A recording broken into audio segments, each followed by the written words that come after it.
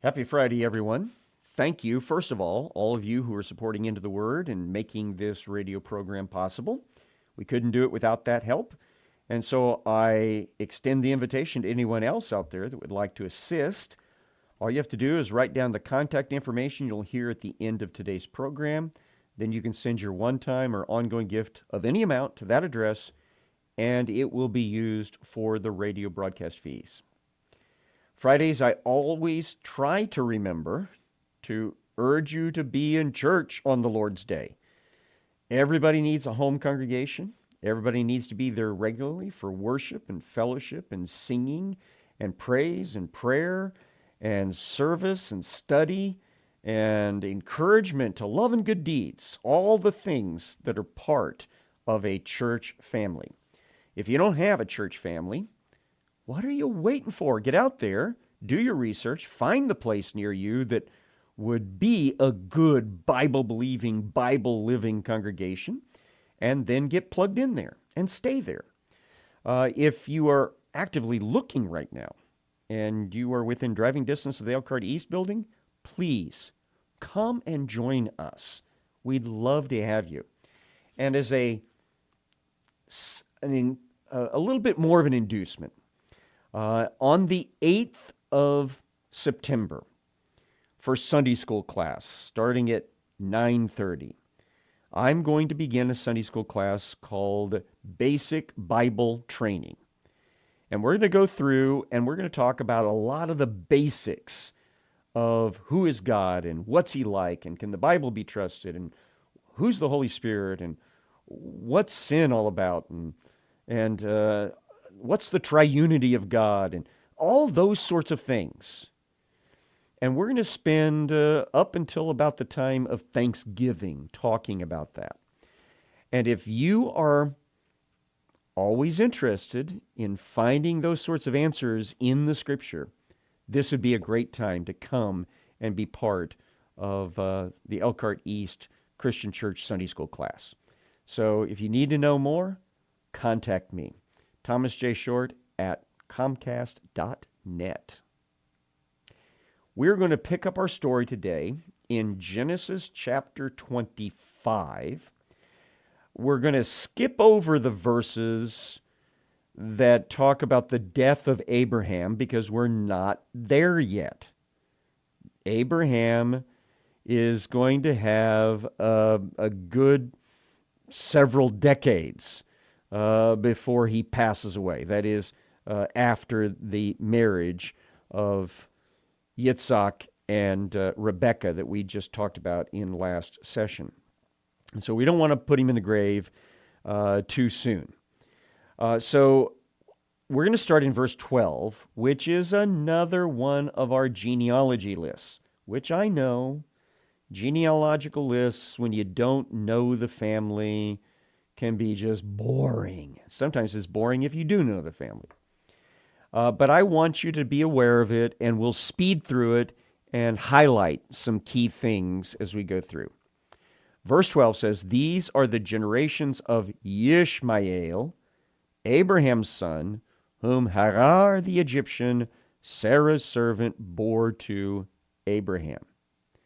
So last session we kind of closed with the fact that Abraham was remarried to Keturah. He was having more children through her, but that he made sure that all of his boys, all of his children understood that Yitzhak, Isaac, was the heir. He was the child of the promise. And therefore, he would inherit the tent city, and he would eventually inherit the promised land. And for that reason, all the other kids of Abraham needed to leave Canaan. So Ishmael has already left Canaan. He's down to the south. The other sons of Abraham, through Keturah, as they get old enough, say in their 20s, Abraham gives them sufficient possessions perhaps even some servants, and sends them eastward to become their own ethnic groups outside of Canaan. And we know that these folks become the Arab tribes of the Arabian Peninsula. So we're talking about Jordan and Saudi Arabia and even down as far as Yemen. And I think Oman is down there somewhere as well. And so these are the places we usually associate today with Islam. And there's good reason for that. Because Islam was birthed out of the family of Ishmael. Muhammad traces his genealogy back to either the first or the second son of Ishmael. And so the Mohammedan religion it's not a legitimate religion. We can kind of talk about that later. But the people of the Arabian Peninsula had at one time been tied in to the one true God because Ishmael was tied in with the one true God as the son of Abraham. Okay, verse number 13 of Genesis 25. These are the names of the sons of Ishmael, named in the order of their birth. Nebaioth, the firstborn of Ishmael, and Kedar. Now, the majority of Islamic historians and scholars believe that Muhammad came from Kedar. But there is a small group of them that insist, no, he was of the firstborn son. Now, there's many, many generations before Muhammad comes on the scene. He doesn't come on the scene until the 7th century of the Christian era. We are currently looking at the 21st century before the Christian era. All right, so the rest of the sons are Adbil, Mimsam, Mishma, Duma, Masa, Hadad, Tema, Yatur, Nafish, and Gedemah. And you might actually even hear with my poor accent a little bit of that flavor of the Arabic Middle East. That these names go with kind of the founders of the Arabian Peninsula peoples. Verse 16, these are the sons of Ishmael, and these are their names by their villages and by their encampments, 12 princes according to their tribes. So there were 12 names there. So Ishmael has 12 sons, in similar fashion to how Israel, or Jacob, will later have 12 sons. And in the tribes, the 12 sons of Israel, they become the 12 tribes of Israel.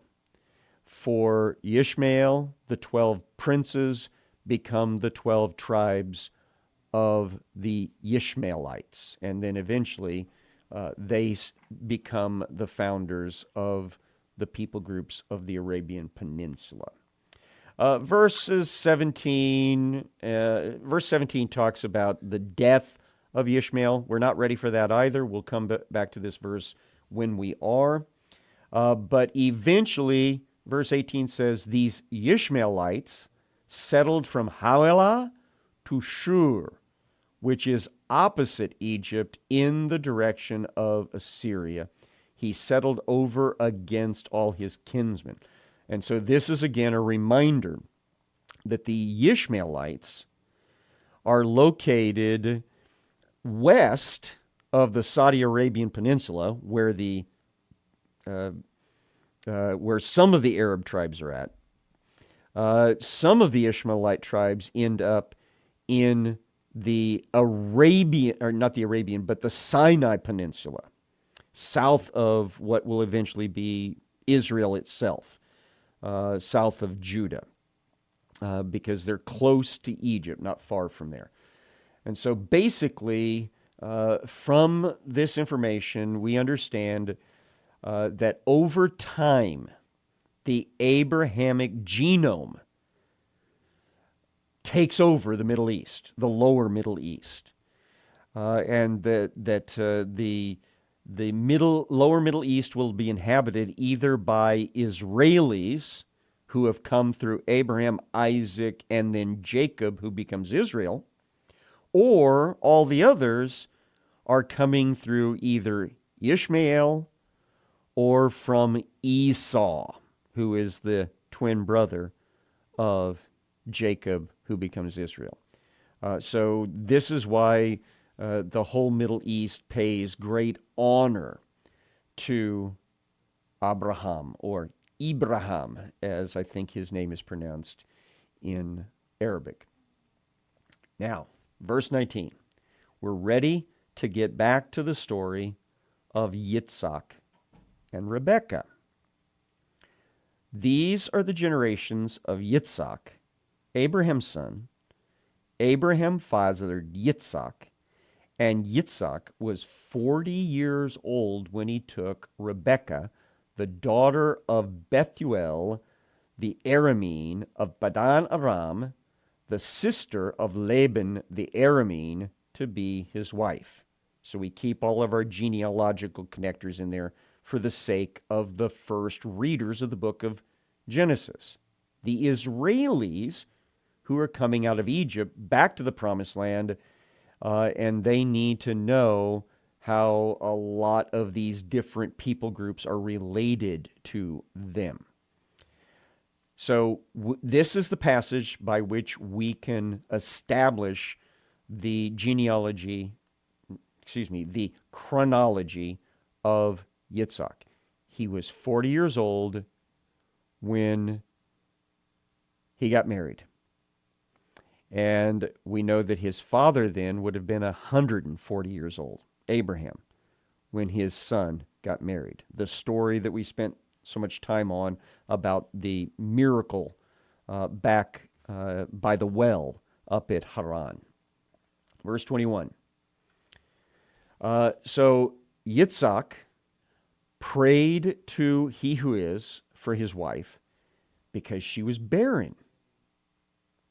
All right, so once they get married, they anticipate that there should be a baby arriving within a year or so after the wedding, but no baby comes. And almost immediately at that point, perhaps because of family history a little bit, remember Abraham and Sarah couldn't have kids for a good long time either. Yitzhak starts praying for babies because there has to be a baby, because the promise is that through Abraham and Yitzhak, all the nations of the earth are going to be blessed. They're also going to be so numerous that you wouldn't want to be able to count them, kind of like the stars in the sky or the sand on the seashore. They have to have babies. So he keeps praying, and another couple of years go by, keeps praying, more years go by, they keep praying, and it's 20 years before she gets pregnant. Now, as I already told you, Abraham is raising a whole new family during this time. He and Keturah are having baby after baby after baby after baby, but none for Yitzhak or Rebekah until Yitzhak was 60, and they'd been married for 20 years. Now, He Who Is granted his prayer. Rebekah, his wife, conceived, and the children, so she knows she's got something going on here. Now, we're getting ahead of the story a little bit. It's twins. The children struggled together within her, and she said, "If it is thus, why is this happening to me?" So some of you ladies out there that when your child gets big enough inside the womb that they start moving around, you end up getting kicked from the inside. And you talk about that, because I know I've been privy to some of those conversations. Oh, he's going to break a rib if he keeps it up. Oh, she is just constantly getting on my nerves, waking me up in the middle of the night, wanting to play, or, things of that nature.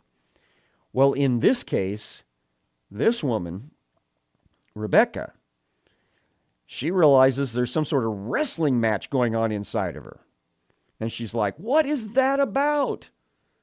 Why?" And she went to inquire of he who is. Now that sounds as if she left her tent encampment to go and talk to a, quote, professional, someone that is already clearly tied in with God. Now I have two suggestions as to who she went and talked to. One is her father-in-law, Abraham. Abraham is the friend of God. God has spoken to him quite a bit in his long life.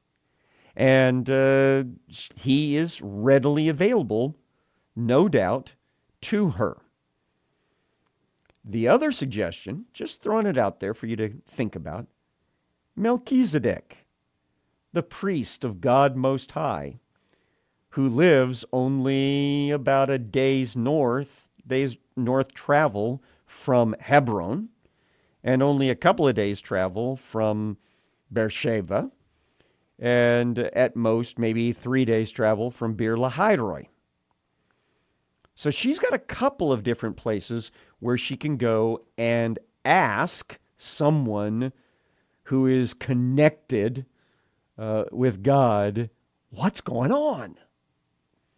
And this is what God said back through whoever that person was.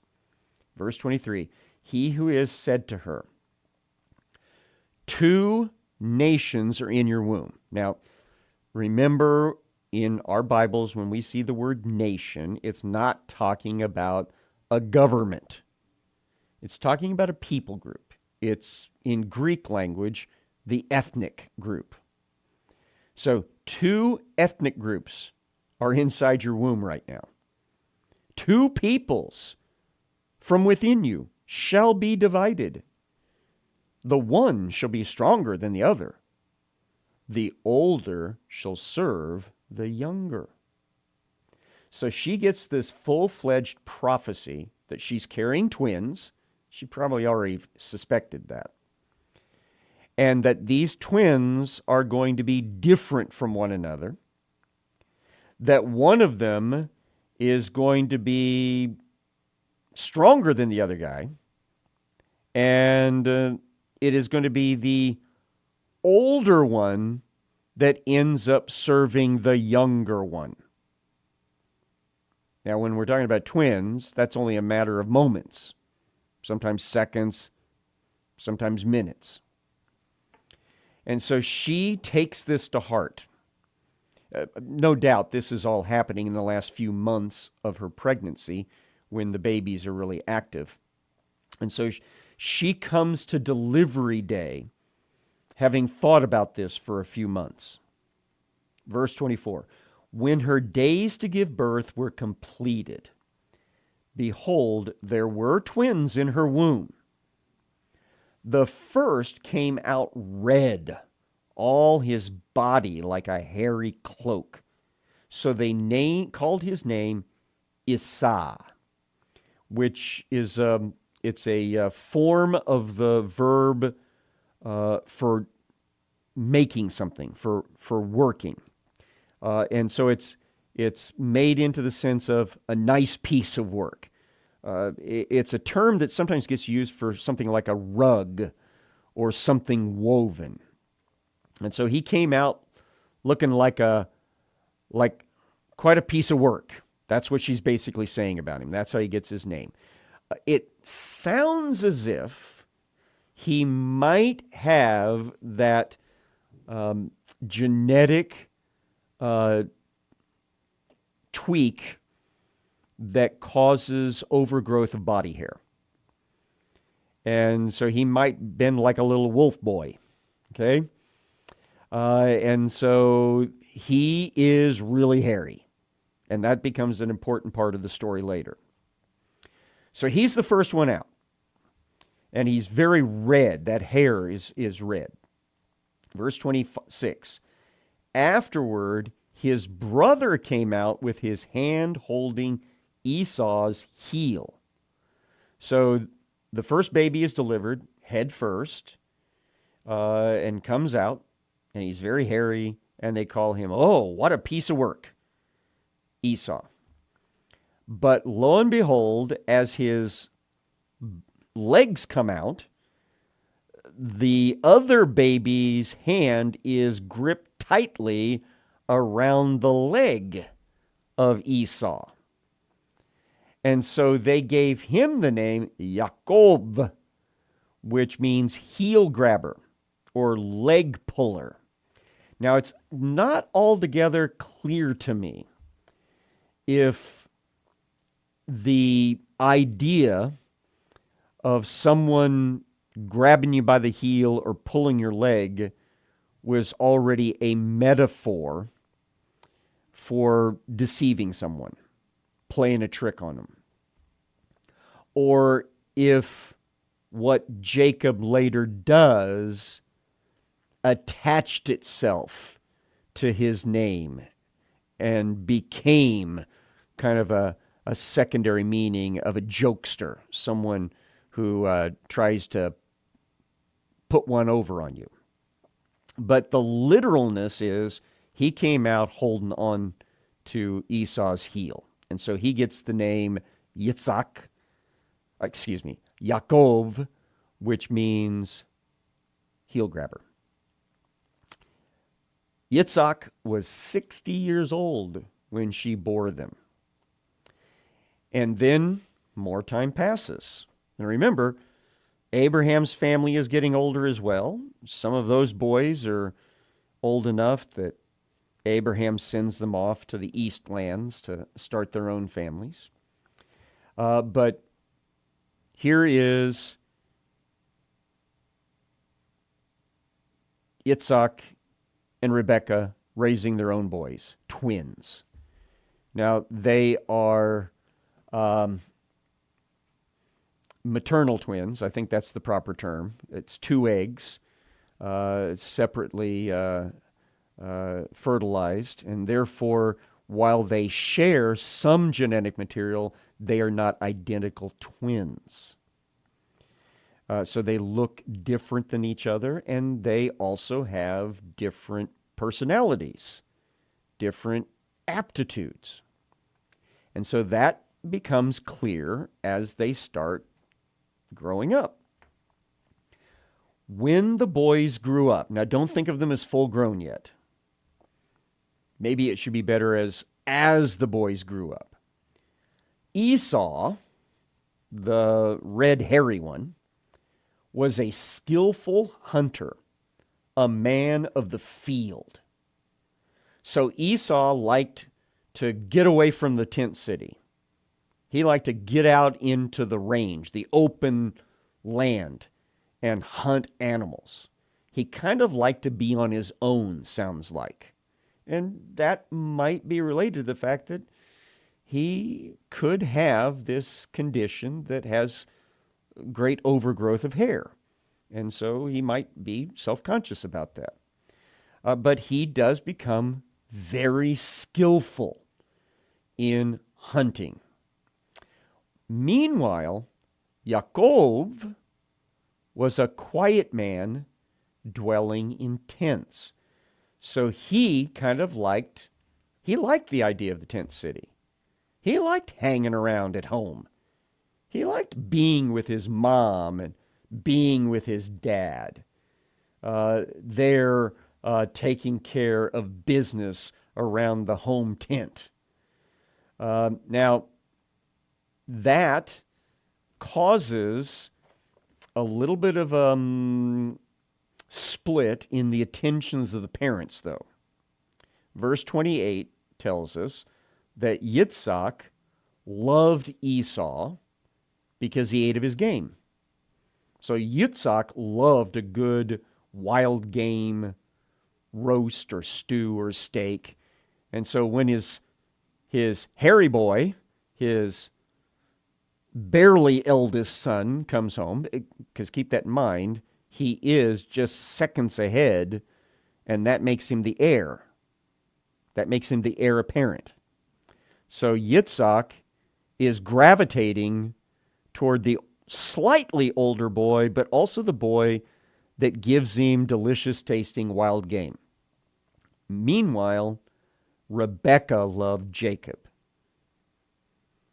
Now, part of that might be related to the prophecy. Do you remember what she was told? Don't forget it. The younger will be stronger. The elder will serve the younger. And so Jacob is the younger of the two. And so it could be that she gravitates toward him because of that. And so he hangs out with her a lot around the home tent, learning the encampment, learning how to run things. He's not a mama's boy. Don't think of it in that sense. He is the man that the mama knows will be in charge of this camp eventually. Now, unfortunately, she'll try to help it out, and that'll be a problem. But that is the growing up situation that we will kind of end on today. When we come back next time, we will talk about the death of Abraham, which happens when these two twin boys are 15 years of age. So mark your place. We'll be back into the Word the next time God gives us opportunity.